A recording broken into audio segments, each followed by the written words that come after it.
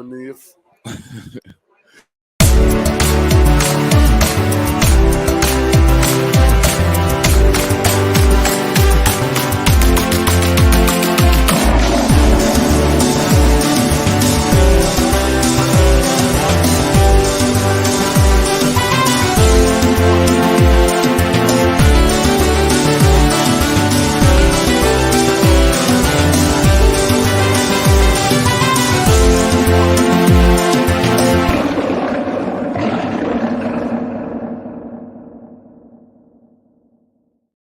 Evening and welcome back into the Blue White Player Show presented by our friends over at Ciocca Dealerships. I'm Aeneas Hawkins, joined as always by Goon.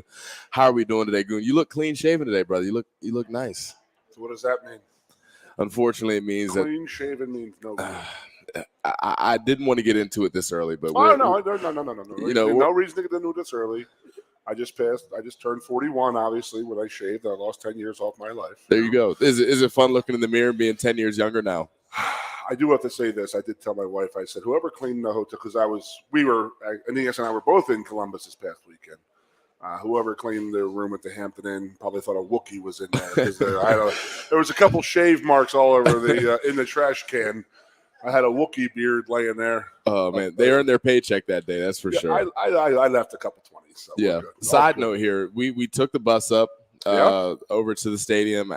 The nicest bus I've ever been on. May I say, the most comfortable couch I may have ever sat on. I'm just going to say, you bring your girl to meet Mama Hawk. Yep.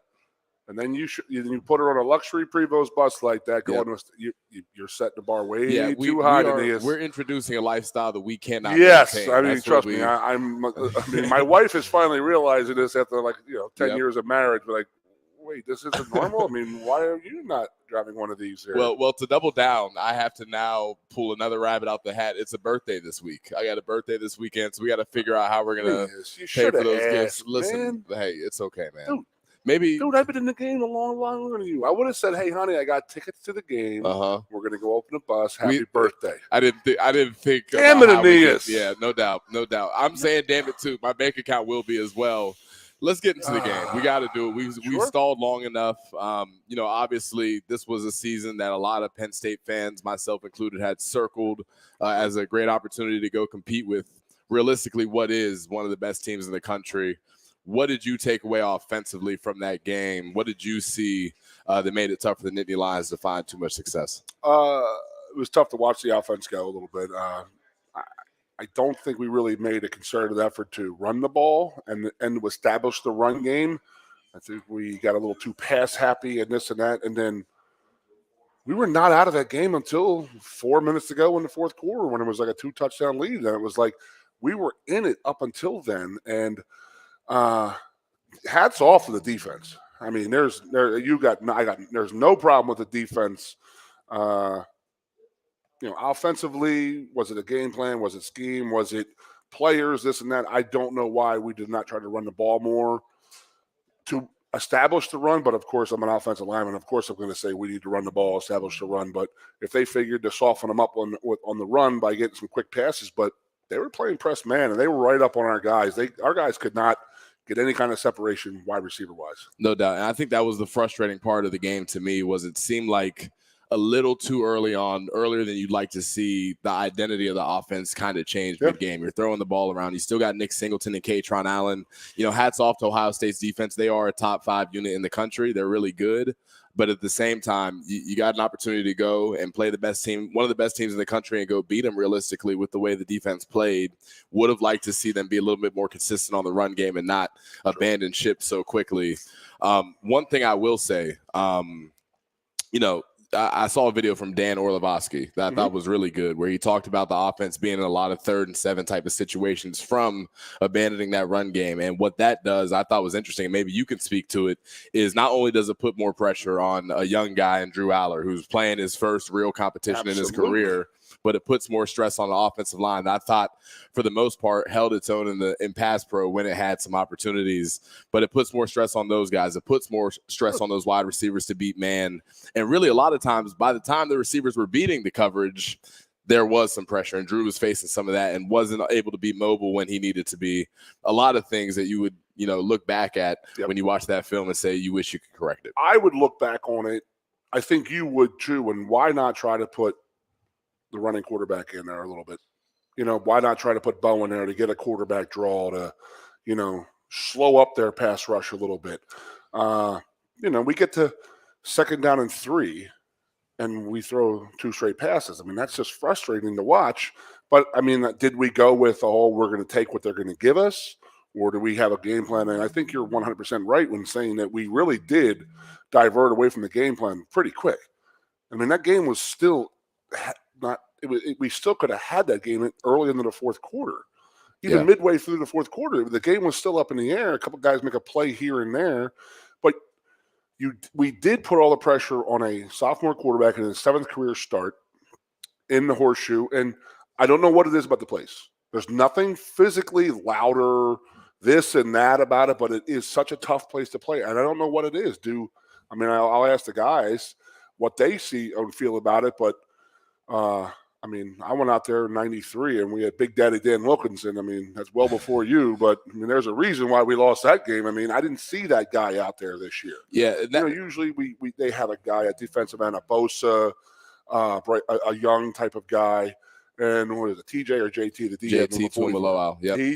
He literally has destroyed our dreams for a couple of years now. Yeah, he's a good player. I think you bring up the fact that maybe Ohio State's defense didn't look like it had in years past, where there was just so many star-studded top 5, 10 picks on that roster, and that's a part of what makes it frustrating, because you watch the film leading up to the game, you look at the way they match up, and you think, okay, this is the year that Penn State is the better football team. They have a chance to go win.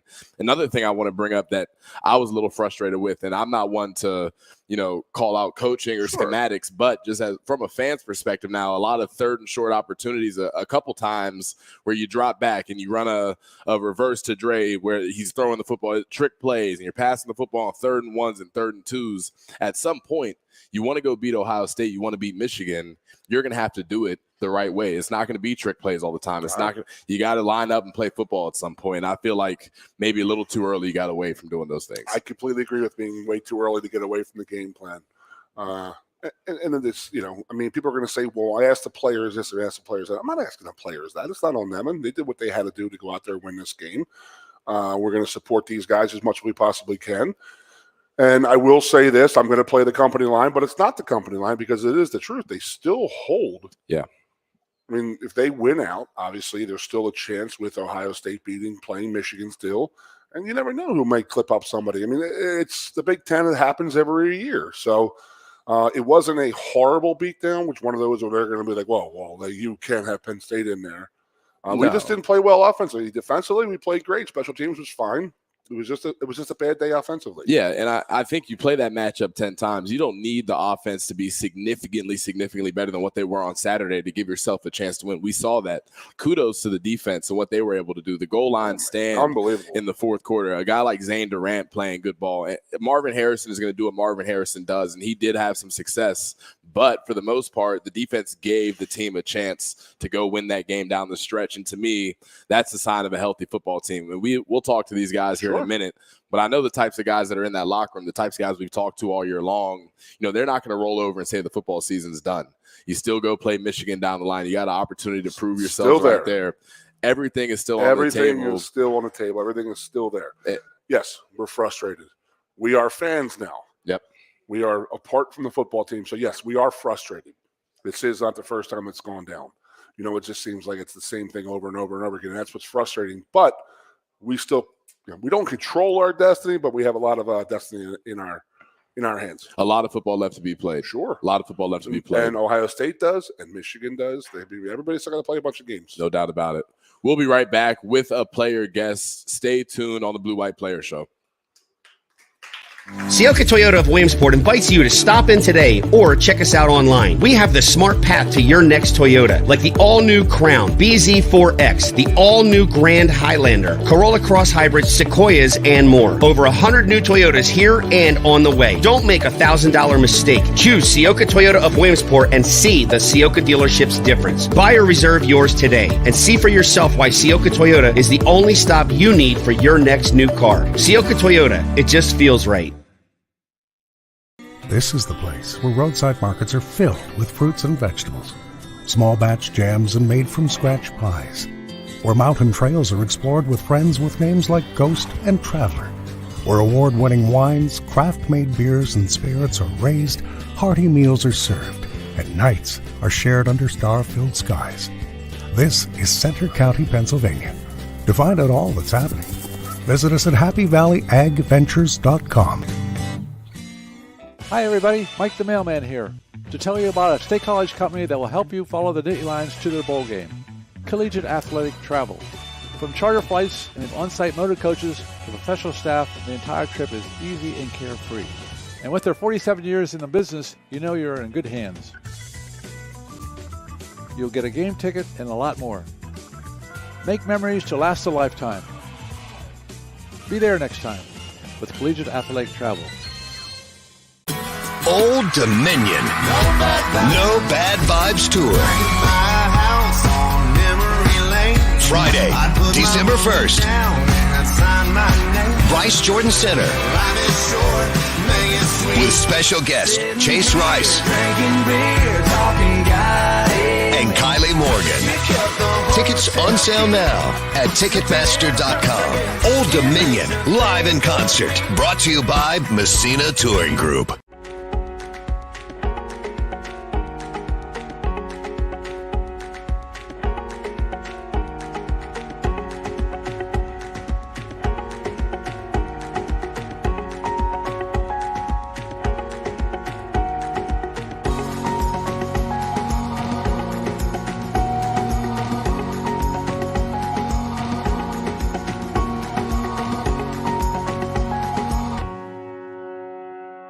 Coast into fall with a new Kia from Lion Country Kia. Right now, get a 24 Kia Seltos for 5.25% APR for up to 48 months. A new Sportage plug-in hybrid at 0.9% APR. Check out our 23 Sorento hybrid for as low as 4.5% APR. And don't forget, all 2023 and 2024 Kias come with a 10-year, 100,000-mile limited warranty. Stop in and meet with one of our sales experts today and coast into fall at Lion Country Kia. We want to see you in a Kia. Welcome back to the Blue White Players Show. We're joined by a very special guest, JB Nelson out of Pittsburgh. JB, how are we feeling today, brother? Feeling amazing. Off day always feels amazing during the season. We, Goon has been pestering me all year long about O-line guys, and it seems like the last 3 weeks we've had nothing but offensive line guys. I did not buy anybody off. To.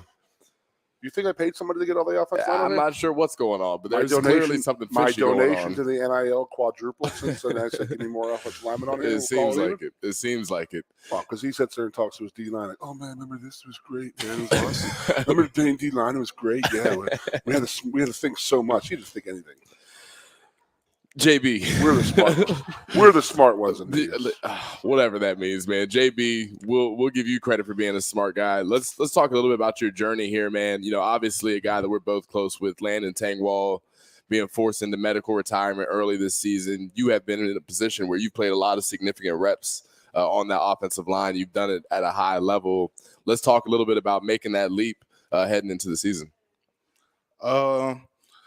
Well, taking that leap heading into the season, I felt like I was ready for it just from like my teammates just around me, just building me up and like just being able to prepare every day as like a champion and just being ready to go at all times. Well, I got to say, I watched that West Virginia game. You were pretty geeked up to play that game because you ever see that Jeff Schwartz, the offensive lineman from the Cleveland Browns from the NFL. Come on, man. You know that's on repeat on your phone now. Come on, don't lie. So JB comes off the ball. The nose tackles engage with the center. He gives him a little flipper here. The kid flips over, rolls about 32 yards away. He hits a linebacker. He throws him to the ground, and there's a safety standing there like, no. And he drills him. So I saw that and I said, "Oh, baby, this is a good one. Yeah, This is a JB good one, Nelson baby." just fine. Yeah. So, I mean, JB, we know that you're hurt. We know you missed a couple games here. So, I mean, we've all been in that route and gone down that route, being injured and stuff like that. How bad was watching? Did you go? I don't know what the rule is nowadays with going and traveling if you're injured and stuff like that. Did you go? I did. Part of the 160 or the 65 guys, or they have like a little taxi squad now? No, part of the 65 guys. Okay. No, it just has to stink, Yeah, it did. I definitely wanted to be able to support my guys out there, especially going into like a big game like this. So it definitely hurt, like being on the sideline, not being able to play. Yeah. But, I mean, it is part of the game, and you got to get through it. It's a mental thing.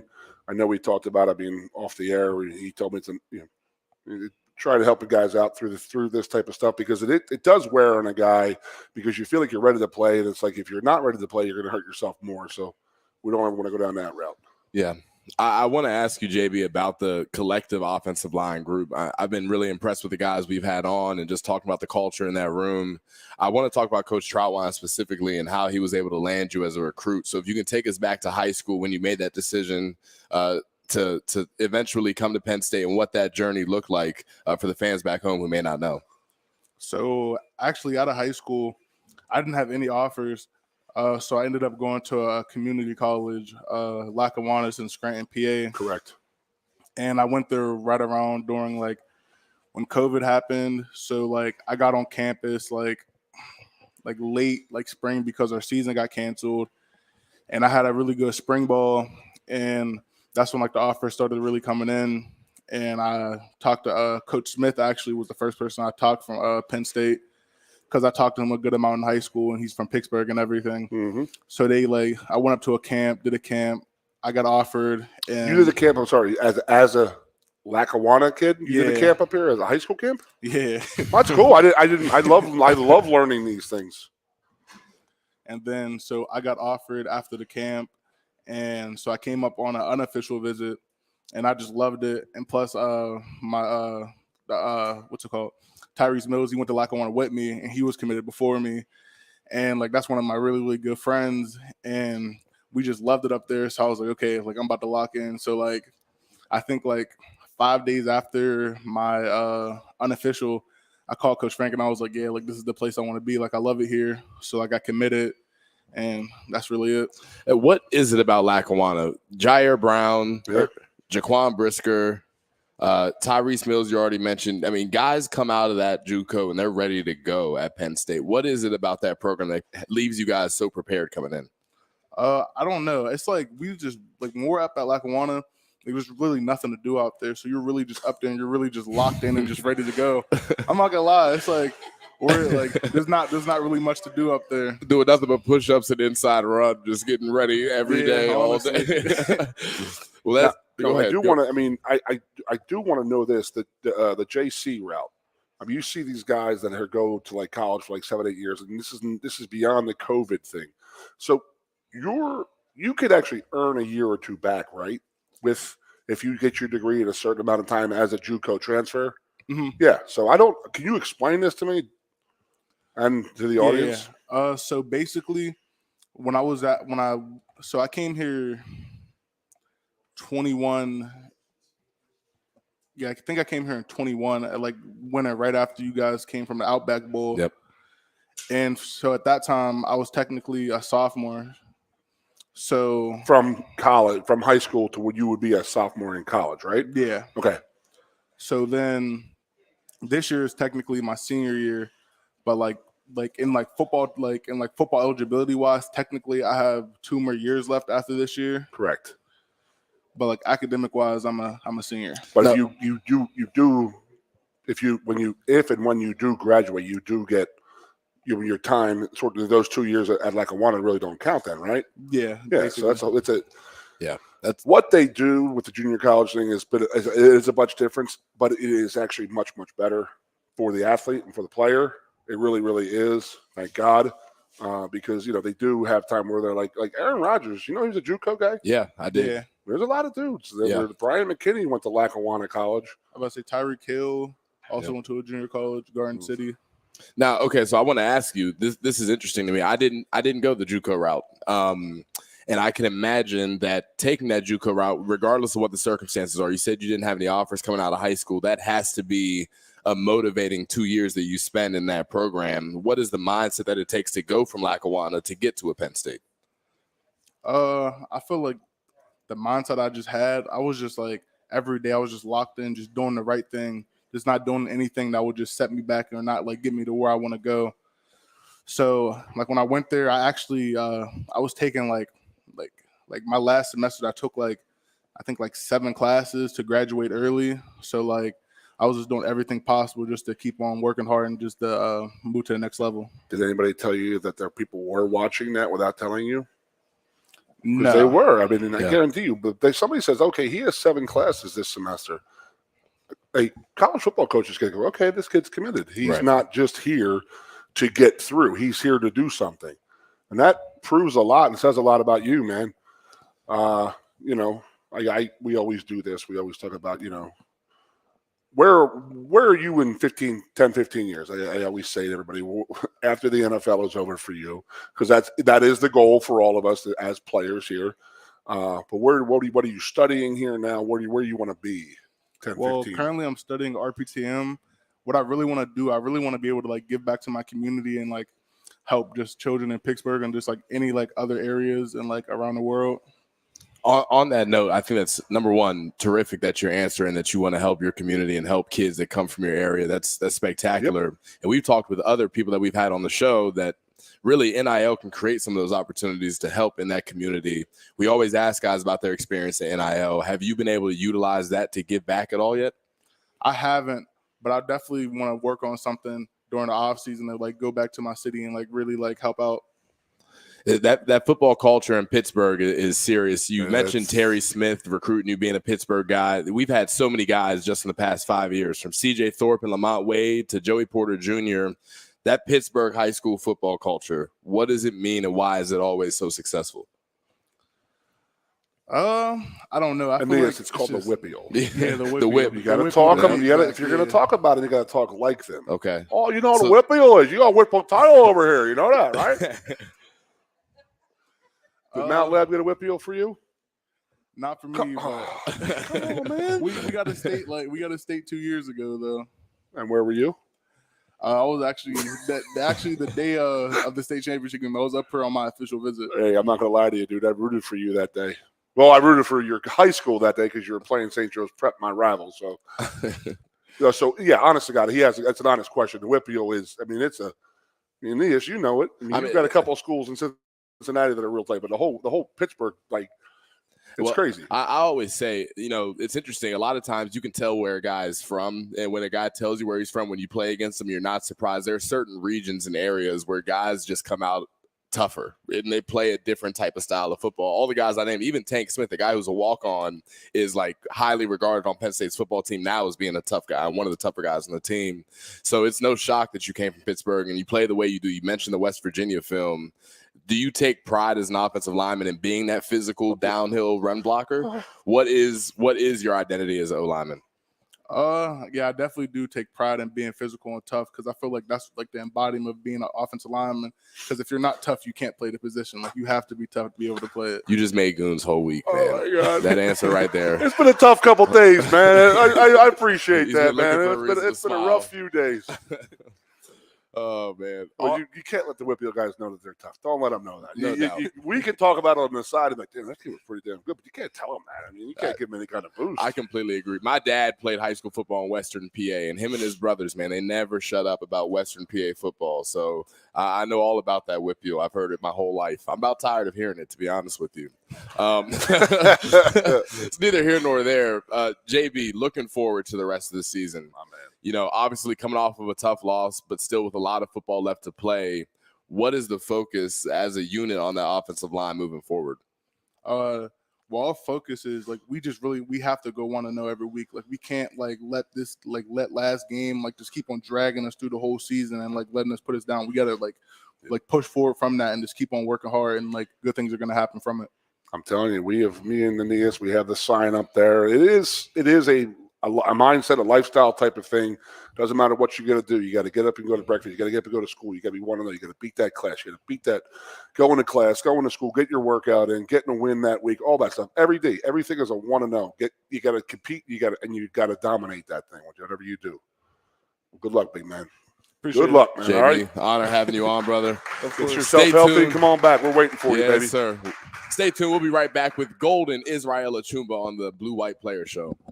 Hey, Penn State fans, it's game time, and Ciocca is hitting the field with 42 dealerships and 25 brands in Pennsylvania and New Jersey. That means more choices and the perfect new or pre-owned vehicle priced to fit your budget. Plus, factory-trained service experts are just minutes away, and you can feel confident you're doing business with a family that treats you like family. We're a proud partner of Penn State Athletics and preferred dealership group of the Penn State Alumni Association. The Ciocca Dealerships. Experience the difference.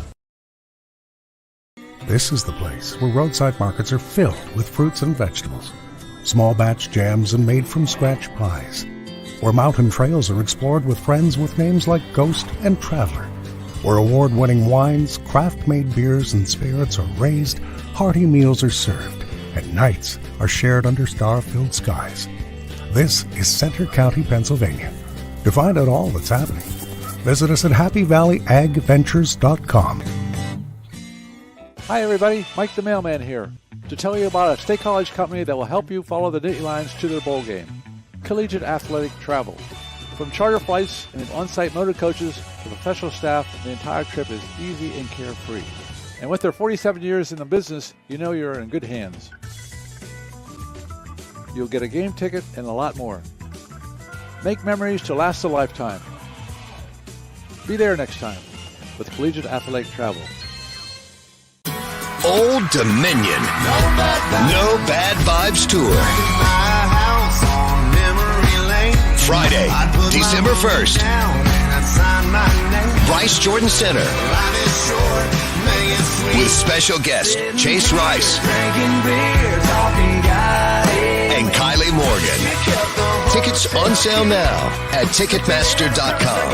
Old Dominion, live in concert. Brought to you by Messina Touring Group.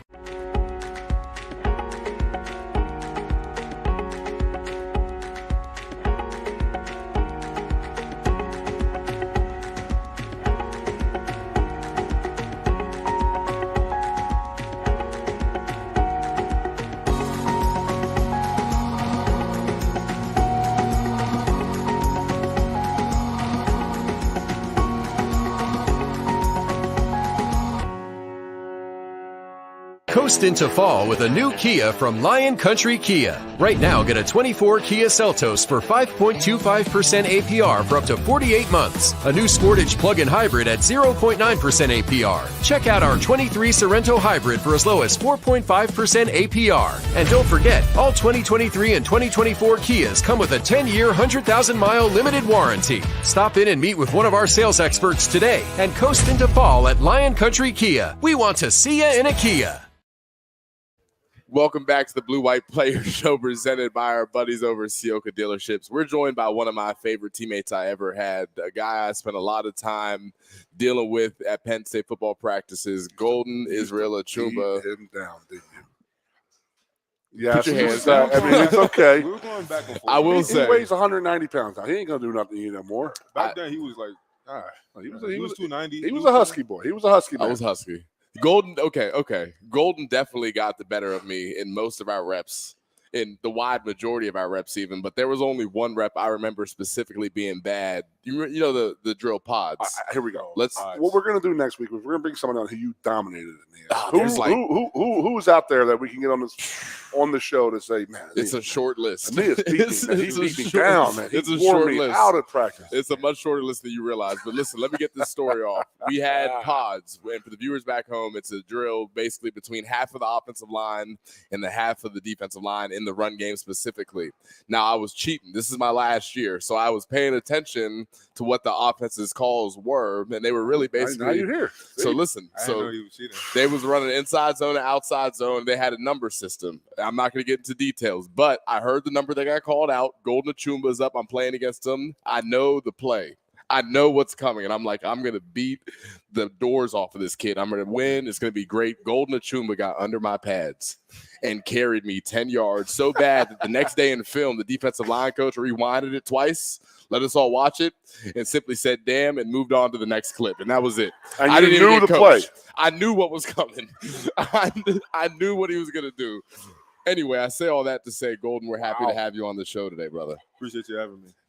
I want to get it out the way now. Wow, you knew the play. And listen, this is so far run outside to a of my spot. prime. Do something. I was so far outside of my prime. Yeah, you know what? I knew he was talking the whole way through. Boom, on his back. Oh, man. All right. Just count on Goon to make it worse than what it was. It's all good. Either way, I want to get this out the way now. The Matha guy. We know these Yet another guys. Yet another. Talk to us about that experience, what it meant to you. Shane Simmons, a guy like yourself. KJ Winston, someone who we had on the show already. Obviously, good football being played there. How did it prepare you for Penn State football? Shoot, I feel like it gave me the best opportunity to be prepared for college. Looking back, most of our schedule was the same. You know, everything was pretty much similar except for the day we played our games, played on Fridays. But we had Sunday lifts like we do now. We had Sunday film sessions. We had lift 3 times a week. We had hard days Tuesdays, work day Wednesdays, walkthroughs on Thursdays. I didn't know why we were doing it at first, but once I got up here, it all started to make sense. It's almost like as if the transition became easier than it should have.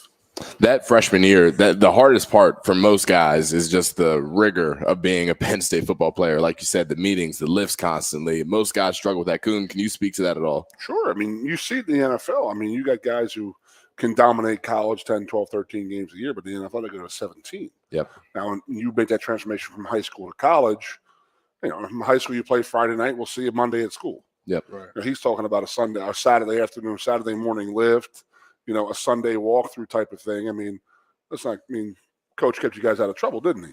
Yeah, he did. I mean, I was the same way. I mean, that's the way it has to be done. Have you noticed how recruiting system at Penn State has turned into we know a lot of different high schools and stuff like that. We seem to get a lot of the same guys from different schools. Oh, absolutely. And that's a good thing because you're building that base, and you get your McDonough. Yep, that's where I was going to go next. I mean, with PJ, Kurt guys. Jacobs, it's the DMV specifically. They recruit that area so heavily because Okay, well, here's another thing. You don't tell the DMV guys that the DMV is good because they're going to tell you. Trust me. I mean, it's the same. Trust me. I lived in the house with PJ Mustapher for 3 years. I never heard the end of it. You would think that my high school could just absolutely never compete with anybody from the DMV. Don't shake your head. It is funny. Listen, it is funny how they see themselves. It's ridiculous. It's all good. I already told Rogers too, Golden. When Moeller High School played the Matha, they shut them out and they won by 35. So I really don't want to hear from you guys about the quality. 1981. Oh, okay. It's been a little while. Been a long time. Let's move on though. 1981. I mean, it was far before I was ever alive. I went and Googled that because PJ was pestering me so much. But nonetheless, we talked to JB. Oh, you said McDonough. Yeah, no doubt. McDonough went to Moeller. No. We went to the Matha. Oh, you went to the Matha and beat in 1981. In 1981. But the problem was PJ was talking about the DMV so much that I had to find somebody from the DMV that we had played as a burden of proof of who we are in Ohio. That's neither here nor there. 40 years ago. I told him I lived in Hyattsville, lived in Lanham for a year down there when I was coaching some Division III football in DC. Yeah. I knew all the DeMatha guys. I knew the St. John's, Gonzaga guys, and good counsel. Great dudes, great players, man. Yeah, a lot of talent in that area. They love competing, and it's just it's like Cincinnati. It's just but it's a high-ass level competition. I know that. No doubt about it. No doubt about it, especially as of late. So much talent coming out of the area. Speaking of talent, not only is Golden a talented offensive lineman, but you may remember Golden from the spring game being brave, being courageous, stepping in front of that microphone in front of 80,000 people and absolutely crushing that national anthem. Let's talk about number one, your talent, but number two, the courage it took to go do that and where that came from. I appreciate that. It's impressive. Thanks. Singing, I didn't start singing till freshman year here during COVID. We were in the dorms, quarantine, nothing to do. So I just started scrolling away. I'm on Apple Music, listening to songs I like, trying to imitate the artist. Next thing you know, I had the dudes knocking on my door, asking me to lower down the music and stuff, but it was really like me. Yep. So I took that as a sign. It's okay. This must be pretty good. What's your genre? My genre, I'm big R&B, neo soul type guy. Anything that lets you show off your voice. I like that. I had never heard Golden sing, and he went up your freshman year. It must have been when guys have to perform at Penn State football. When you first get on campus, you got to sing or dance in front of the entire team. Most guys completely lack the talent necessary to wow the room, and I had grown accustomed to seeing that. Golden Achumba goes up there. I forget what song you sang, but he got a standing ovation within 15 seconds of him opening up those vocal cords of his talent. So it was before COVID then you were singing. No, that was you knew you freshman had year COVID. I really didn't. I really did not know I could sing until people were telling me it sounded like bearable. Ask my wife. She could tell you I sing great in the shower. I mean, she's like, will you shut up? Is she in here right now? Yeah, she's right there. Yeah, she can attest I'm a horrible singer. Yeah. Thumbs down. Yeah. This is the second week in a row, by the way. Goon's wife has given a thumbs down. Absolutely. Absolutely. I was out there singing some tunes, and she's yelling at me. I'm like, you're hurting my career, Carrie. Come on now. Golden, what are you doing with the music stuff? I know I saw a post on Instagram today. If you want to give the fans back home a little information on what you're doing with the music. Right. So today I posted, I announced that I'm dropping my first music single called Time For Me, October 29th. It's dropping this midnight at midnight. That'd be my first song I've ever recorded and put out.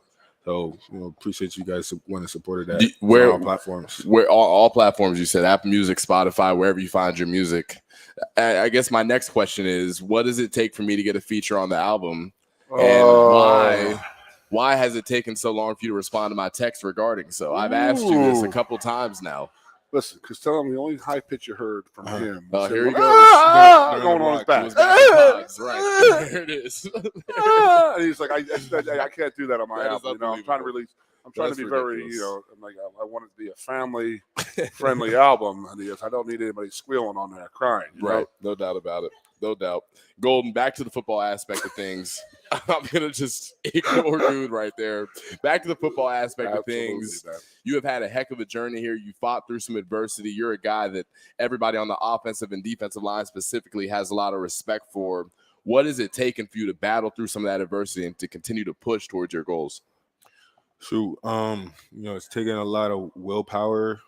It's taking a lot of courage, perseverance. All the type of things you need to be able to be on this football team, to be a man in life, to be able to succeed. Period. You know what I'm saying? All the I've learned from the blessings and the lessons. Shoot. It's been a ride, but I wouldn't change it. So where does that mindset come from? It's not always easy for young people, specifically myself included, to take some negativity, some adversity, some hard times, and look at it as another way for you to continue to grow and get better and ultimately get to where you want to go. Where does that mindset of that adversity being a sharpening tool, a bridge, if you will, to that success ultimately, where does that come from?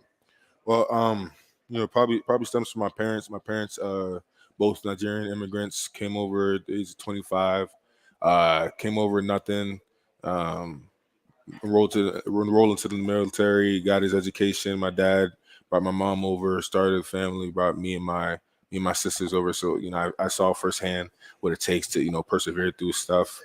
It's easy when you see that, isn't it? Yeah. It really is. I mean, it's like, wow, you don't sit there and say, I owe you, but they sacrificed a lot to get you where you are. A whole lot. It's every person's dream is to do better than the generation before them. So bar set high, my man. Right. So where are we at in 15 years? 15 years. I mean, no, like at the Emmy Awards. I get it, right? Is it Emmy? Is that what it is? Is that the goal? It's the Grammys. You're getting on your 14th Grammy. What speech are you giving? Shoot, my 14th Grammy. Shoot, 15 years. Or 10 years. What do you got? I'm gonna plan to use my small business degree to work for whatever 500 company while taking over my dad's HVAC company, People's Mechanical in Maryland.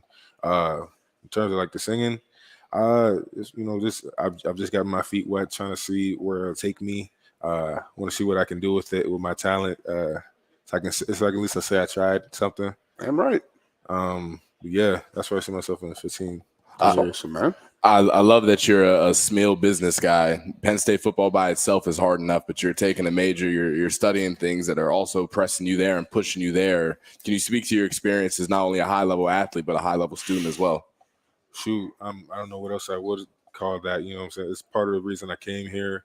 You know, Penn State, one of the only schools like in America, you know, that has, you know, a top of the line football program, top of the line education. Usually only get one or the other. And, you know, I didn't want to settle for one, so I came to the school that had both. Damn. Golden gets it, man. Recruiting pitch over here. Yeah, Golden gets it. He's always been a mature stuff, guy. man. Yeah. Well, I want to ask you this also. We talk about school. What have you been able to do NIL-wise? Do you see singing maybe potentially being a avenue in which you're able to capitalize on NIL? What have you been able to do so far? Of course. You know, I started my live performance with the blue-white game, I think last spring, in front of a crowd of I think 80,000. From there, led on to being able to sing on TV for the Little League World Series, USA National Championship game. You know, that was basically through NIL. You know, and my song, like you said, that's coming out next Sunday. It's just opened so many avenues and branches for me. Met so many people that know people that I'd like to know. You know, and NIL, you know, the possibilities. You know, I really like. You know, it's like I don't have any words for it. It's amazing. The Goon, I'll let you speak to it too. But one of the cool aspects of Penn State that is unique from other places is not only do you get the high level football, you get the high level education, and you get the highest level network as well. And I love seeing guys who are still in the program taking advantage of the network that is there for them. Because oftentimes the ones I see do the best that don't go play in the NFL are the ones who are taking the time and the initiative to build out some of those relationships and get to know some of the people around them who are so excited and willing to help them. And that's the part of what makes Penn State so special. Absolutely. I mean, yeah. I mean, you leave here. I mean, James talks about it. We always talked about it. I mean, going through school here. It's not a 4-year, it's a 40-year commitment because that's what you're doing. You're getting to here and dealing with Penn State people and using the Penn State connections for the next 40 years of your life. You know, either whether it be first year out of school or your, you know, the business in 25 years. It's a great opportunity, great school, good people, and you know, people remember you.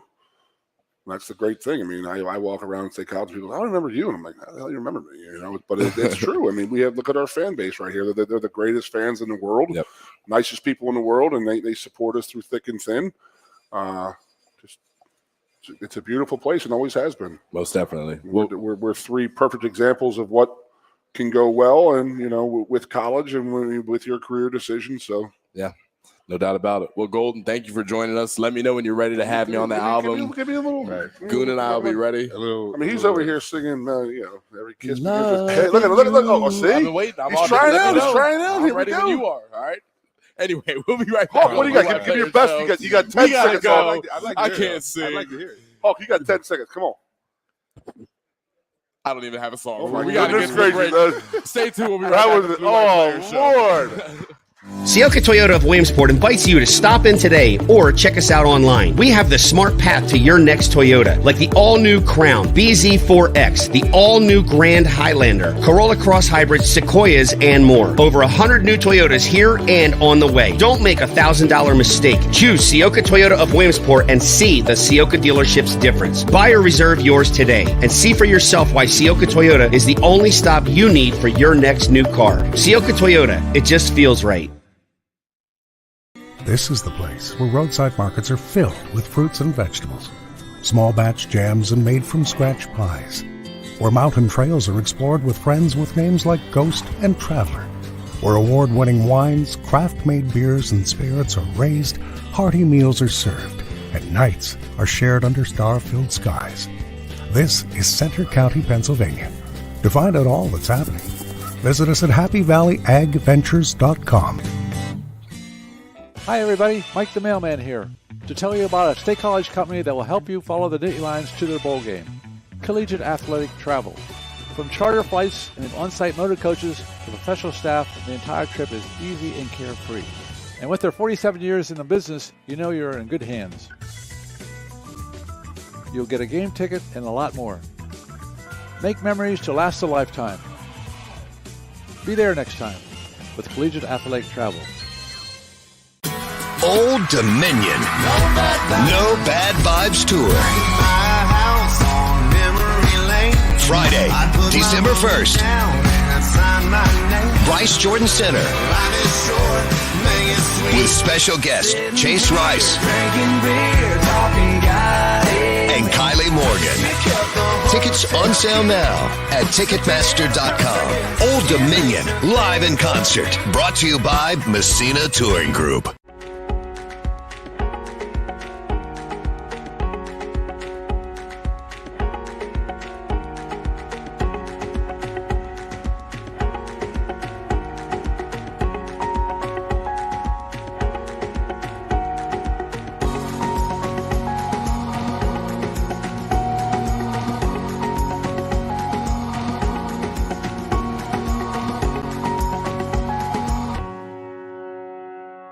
Coast into fall with a new Kia from Lion Country Kia. Right now, get a 24 Kia Seltos for 5.25% APR for up to 48 months. A new Sportage plug-in hybrid at 0.9% APR. Check out our 23 Sorento hybrid for as low as 4.5% APR. And don't forget, all 2023 and 2024 Kias come with a 10-year, 100,000-mile limited warranty. Stop in and meet with one of our sales experts today and coast into fall at Lion Country Kia. We want to see you in a Kia.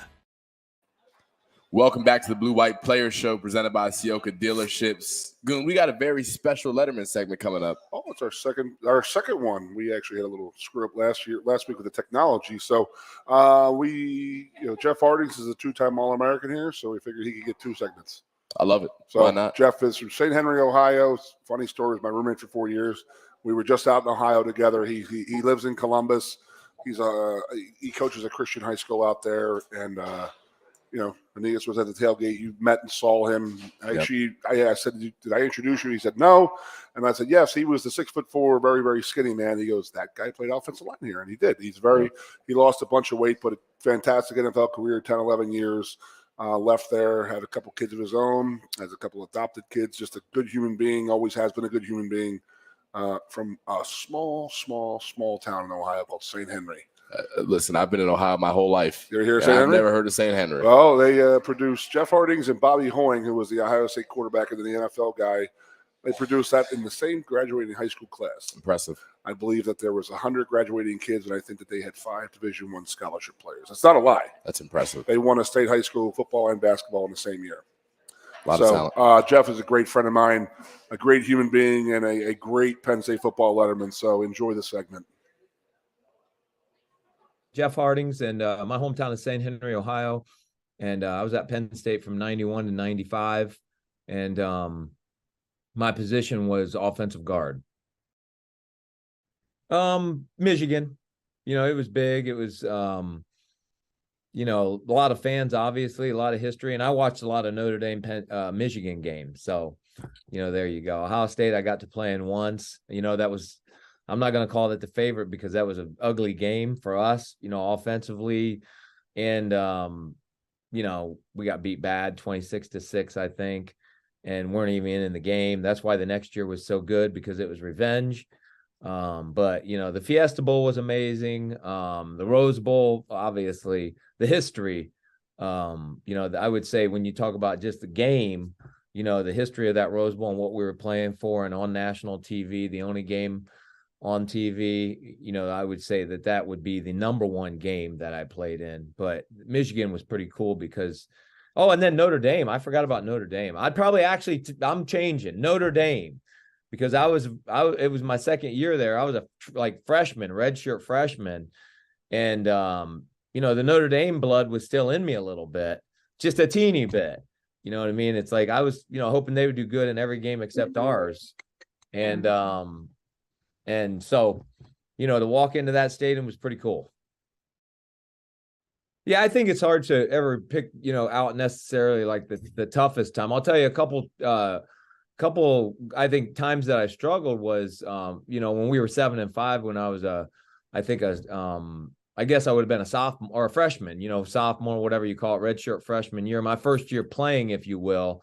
I really felt like that team was not, the seniors weren't really committed to winning as much as you needed to be, and quite frankly, as much as a lot of other guys were, and they were the leaders on the team. And I'm not saying all of them by any means. It's never all of them. They were just, I think anybody that played on that team understood that it was kind of like we went into the season expecting to compete for a national title. And when we lost 2 or 3 games, the wheels, especially probably 2 games, the wheels fell off. And, it definitely wasn't, I don't think, the commitment that you needed to have in order to finish a season 10-2, which ironically happened the next year. And I do think it was because we learned. So, I'm not pointing fingers at anybody really, it's just an experience that we had to have as younger guys, because we had a young team that year. And we learned we didn't want to repeat of, 92 and 93. So when we got beat by Ohio State, and then I think we lost another tough game. I guess that Michigan came in and beat us that year, and that was a really tough game to lose because we were first and goal at the 1 yard line and didn't score, and lost that game. I think we instead of probably learning from the year before, instead of just throwing in the towel, if you will, we decided that that's not how we wanted to go out. And thanks to a lot of great leadership, we finished that year strong, and that kind of led us into that next year. I knew the system was broken back then. And, after we lost, I think in 91, I kind of felt like if we just go undefeated, nobody can take a national title from us. And, that's life. I mean, the system is still broken, obviously. So it's going to be broken forever. Nobody's going to be happy with any system that comes about. The NFL has the system right. You know what I mean? It's the NFL has figured out the system. I don't even think there's anything to complain about with that system right now. But I don't know how they're going to do that in college. So it's just not going to happen. It is what it is. Oh, beating Ohio State 64-14 or something like that. I was an Ohio boy in a town that, I would say 90% or more loved Ohio State. And so I loved Notre Dame. They didn't play each other. Notre Dame, had some good years, and Ohio State really didn't have a lot of great years when I was in high school. So it wasn't really like, that. It was just a little bit more of the fact that, I guess you have a chip on your shoulder. My best friend from high school was playing for Ohio State, Bobby Hoying. And then honestly, the number one reason is we played so well. I mean, any Penn State fan remembers that game at Happy Valley. It was the best game I've ever been a part of in the first half. It's just like we just dominated a top 10 team in the country. I don't even know, 42-7 at halftime or something like that. And finished the game 64-14. And, there was amazing satisfaction in that kind of dominance. You can just tell that Jeff is a quality dude right there, man. Absolutely. And just so we know, we saved that segment for last week because going into the Ohio State game, that was his favorite moment of our career, was beating them 63-14. That's not so appropriate right now, 2 days after Saturday. So, unfortunately, where are we going from here, brother? I mean, you've been in this ship before. We've been in this ship. I've been in the same ship. I said ship, ladies and gentlemen, just so you know. I didn't want to stress that. I did say ship. Family-friendly show. Correct. Well, first of all, I want to express that, everybody involved with Penn State football at every level, from fans to coaches to players, everybody's feeling the frustration right now. Let's get that out the way. We're not going to sugarcoat what Saturday was and what it could have represented for Penn State football moving forward. But like you said, there's still some opportunity left on the table to go out and prove the type of football team you are. Maryland is a quality football team. Sure. Indiana's not going to come in here and roll over. Michigan is a beatable football team. It may not seem like it today after that Ohio State loss, but I know those types of guys in the locker room are going to fight with every ounce of resolve in them, and they're going to try to make it a game that they can go win. And ultimately, if they can find a way to go do that, then there is the potential that Penn State football is still where people want them to be at the end of the season. So I'm listening to what you say, and I love what you're saying, because I'm 28 years removed from the program. You're still around the guys. Yep. So as long as we know that the guys are they're feeling this and they're still going to fight through this and this and that, that's the type of kids we have and the type of leadership we have. I mean, Jeff was just talking about how in '92 we didn't have great leaders and guys packed it in. I don't see that happening with this team. No, that personality is not even in the locker room anymore. If you would have asked me a few years ago, whatever year you want to pick, how Penn State football would respond to a loss like that, what you would see over that course of those few years is a trend where Penn State football loses one game, then they lose 2 or 3 more they have no business losing. Coach Franklin's gotten that out of the locker room. Those guys are much more mature than they used to be. I guess the thing to me is, you look at a team, you look at teams that win championships. And a lot of times what you see as a common factor with those teams is some sort of adversity hits during the season, and then they completely turn it around and they come back revamped and much better than what they were before. And to me, when I look at Penn State football, that's the challenge. This loss is only terrible if you don't find a way to go move forward and get significantly better over the course of time, because this is still a highly, highly talented Penn State football team. They got to find a way to go do it. I heard somebody clapping there. We all should clap. That was a great statement right there. That was awesome. I appreciate you. I mean, you're sitting there. It's something that galvanizes the team. Is that lost? Is that going to galvanize the team? I'll tell you what. Seeing our quarterback crying in a press conference, who to remind you of? Timmy Tebow type of thing. When he goes, I'm going to tell you, we're going to go out there, we're going to play our asses off, we're going to do all this every game, every week going forward. Yeah, and I want to get back to, let's talk about Drew a little bit, because obviously, it wasn't the performance that anybody around wanted to see from him in that big of a moment. Especially him. Especially him more so than anybody. But, you look at 15 for 43, you look at a struggle of a game, that's more than just on Drew. The Penn State wide receivers have to find a way to create separation. Absolutely. The coaches have to know who they have in that locker room, and they have to know the talent they have and where it's at, and they got to lean into that identity, and they got to really pound the rock when it comes time, when they can't go beat man coverage, and they can't put their offensive line in 3rd and longs where they have to sit back and pass protect against a D-line full of NFL talent. It's not a winning recipe. So, that's an open challenge to the staff, to the receivers, to Drew Aller, who knows he's better than what he showed on Saturday. But, I look at Drew. I've known him since he was a recruit. I've got no doubt about the type of kid that he is, the type of competitor he is. And I know he's got a good head on his shoulders, and he's going to come back better than what he was on Saturday. I don't think I can say anything better than that, my man. Yeah, I'm sorry for rambling. I've been listening to the small talk on Twitter all week long. Listen. They're picking on him, saying, but you know what? He shouldn't have been put in that position. This, yada, yada, yada. He wanted to be put in that position. He's a competitor. He's a starting quarterback in the Big Ten. No doubt about it. He's going to be a star. This is going to pay off in the end, in my opinion. You got to be humbled a little bit. You can't have it all just be great. If you're going to have setbacks and this and that. Well, it's a setback for him. See how he reacts.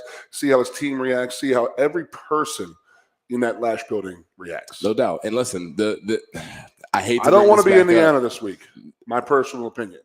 I don't want to be in Indiana because they're going to come in there. They're going to be. Oh yeah, a lot of PO'd boys going out there. There's going to be some anger on Saturday. Absolutely, going to be some anger on Saturday, and it's not gone. It's the quest is still alive. It's at there's maybe a little diversion, a little speed bump here and there, but it's not over. The season is not over.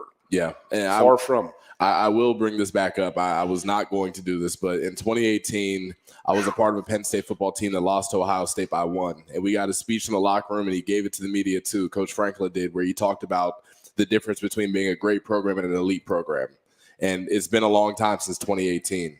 And everybody is tired of hearing the talk. And what it's going to take to make that transition over that fine of a line from great to elite is everybody getting better, from the staff to the players. And, even the fans continuing to push these guys forward and being supportive. It's going to take everybody, and that's what championship programs do.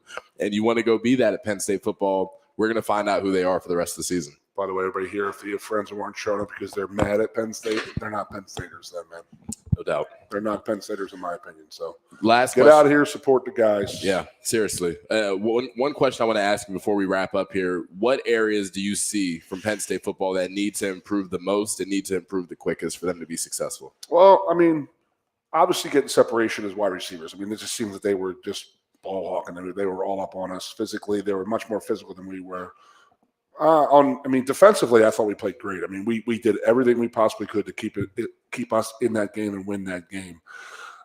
I don't know if Ohio State called a great game. I mean, there was a couple of stopping them on the goal line and fourth down. Yep. Yes, that would have been a nail in the coffin, but I mean, the way that game was going, 3 points would have been good enough. I don't know if Ohio State made the right decision there, but they're ripe for the picking. Personally, us offensive line wise, I mean, there was one play, it was a third or fourth down, and where we blocked down with the tight end and tried to block down with the whole offensive line and try to pull across a tight end to block the number one defensive tackle and defensive end in the country.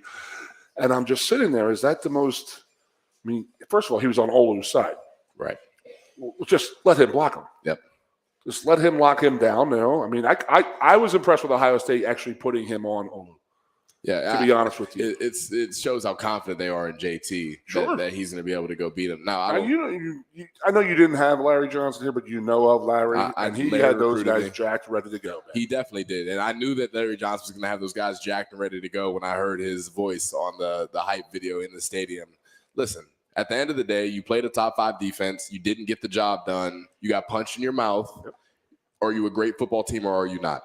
And great football teams respond in these moments of adversity. That defensive line was on one. They were playing at a high level. And you bring up a great point. Bringing a tight end across the formation to block JT Tuimoloau in a crucial moment, to me, that's what I say. There were some things schematically and planning-wise that didn't seem like they were on point. It didn't take a rocket scientist to say, hey, you need to line up and run power here on 3rd and 1 and not run a fake reverse. You need to not block a number 1 DN with a tight end, little things like that. I mean, just the fact that I saw non-quarterbacks try to throw the ball 3 different times, I'm like, just give it up, man. Just let your quarterback play quarterback. Yep. Let our running backs play running back. Let our offensive line play offensive line. And come off the ball, be aggressive. I mean, everybody learned a lot of stuff on Saturday. Yep. I have always said I'm a product of Joe Paterno. Everybody knows that. You learn more from a loss than you do from any win you've ever had. No and doubt I'm about telling it. you, that any great team will learn more from a loss than they do from a win. Yep. And last thing I'll say before we wrap up here, and I know, Coach Franklin is, whatever his record is against top 5 teams on the road. I mean, there are so many stats that have been thrown out.